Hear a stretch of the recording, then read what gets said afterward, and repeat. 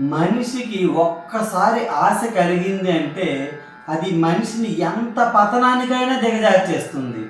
అంటే ఎంత నీచ కార్యానికి, పాపపు పనికైనా దిగజార్చేస్తుంది అని అర్థం అన్నమాట.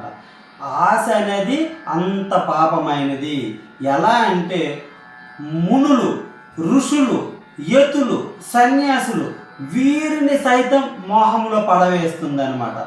అందుకే ఆశ అంత చెడ్డది. దానిని జయించడానికే ఋషులు ప్రయత్నం చేస్తూ ఉంటారు. చూచి విడిచేవారు. ఆశను, ఆ కోరిక కలిగిందంటే దానిని విడిచిపెట్టగలిగేవాడే శుద్ధమైన మనిషి, నిష్కల్మషమైన మనసు గలవాడు అని వేమన చెబుతున్నాడు. వేమన తన 46వ పద్యంలో ఏం చెబుతున్నాడో ఇప్పుడు తెలుసుకుందాం అన్నమాట.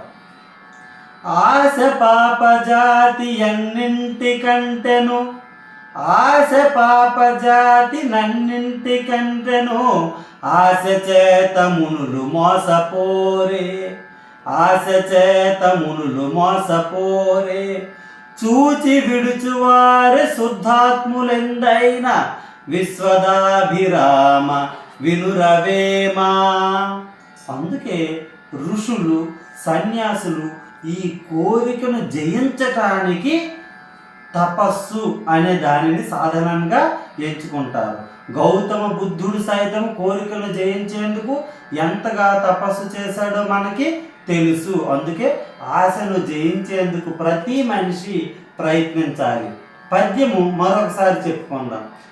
ఆశ పాప జాతి ఎన్నింటికంటెను, ఆశ చేత మునులు మోసపోరే, చూచి విడుచువారే శుద్ధాత్ములెందైన విశ్వదాభిరామ వినురవేమా.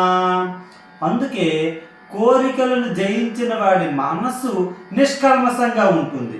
అలాంటి వారిని చూస్తేనే చాలు మనకి పరమ పవిత్రమైన భావము, సాధు స్వభావము కలుగుతుంది. అబ్బా ఎంత శాంతంగా ఉన్నారో అని అనిపిస్తుంది. వేమన ఈ పద్యంలో ఆశను జయించడానికి ప్రయత్నం చేయండి అని చెప్పాడు. మరి మనం కూడా ప్రయత్నం చేద్దామా మరి? Thank you.